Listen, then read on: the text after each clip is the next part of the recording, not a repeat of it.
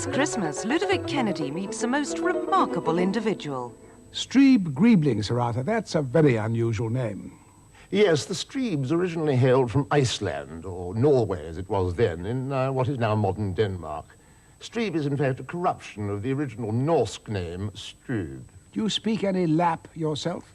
I have a smattering, or a smattering as they call it. They don't in fact call it Lap, they call it Lip. A Life in Pieces begins Boxing Day at 9:50 on 2.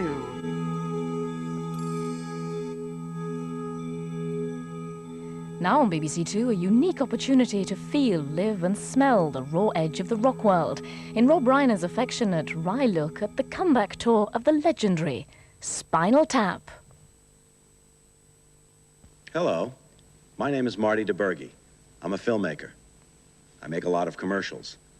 That little dog that chases the covered wagon underneath the sink, that was mine. In 1966, I went down to Greenwich Village, New York City, to a rock club called the Electric Banana. Don't look for it, it's not there anymore. But that night, I heard a band that, for me, redefined the word rock and roll. I remember being knocked out by their exuberance, their raw power, and their punctuality. That band was Britain's now legendary Spinal Tap. 17 years and 15 albums later, Spinal Tap is still going strong, and they've earned a distinguished place in rock history as one of England's loudest bands. So in the late fall of 1982, when I heard that Tap was releasing a new album called Smell the Glove, and was planning their first tour of the United States in almost 6 years to promote that album, well, needless to say, I jumped at the chance to make the documentary, the, if you will, rockumentary that you're about to see. I wanted to capture the sights, the sounds, the smells of a hard-working rock band on the road. And I got that. But I got more. A lot more. But hey, enough of my yakking. What do you say? Let's boogie.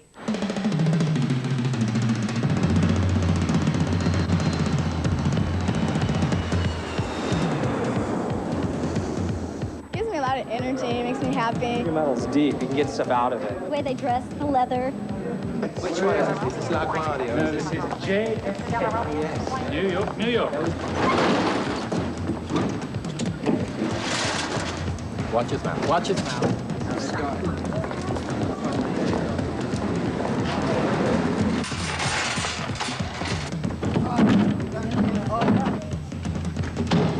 It's like you become one with the guys in the band. I mean, there's no division. You just, the music just unites people with the players. Come on, live, direct from hell, Spinal Tap.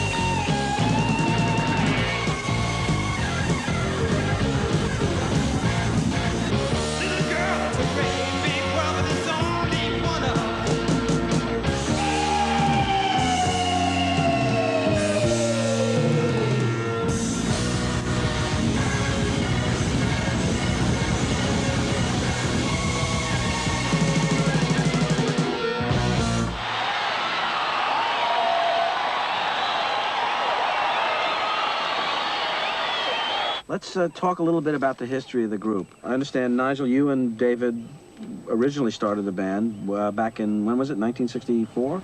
Well, before that, we were in different groups. I was in a group called The Creatures, which was a skiffle group. I was in Lovely Lads. Yeah. And then we looked at each other and said, well, we might as well join up, you know, and... So we became the Originals. Right. And we had to change our name, actually. whereas there's another group in the East End called the Originals, and we had to rename ourselves. The New Originals. New Originals, and then they became the Regulars. They changed their name back to the Regulars, and we thought, well, we could go back to the Originals, but what's the point? So we became the Thamesmen at that point. Stop wasting my time. You know what I want. You know what I need. Or maybe you don't. Do I have to come right out and tell you everything? Give me some money.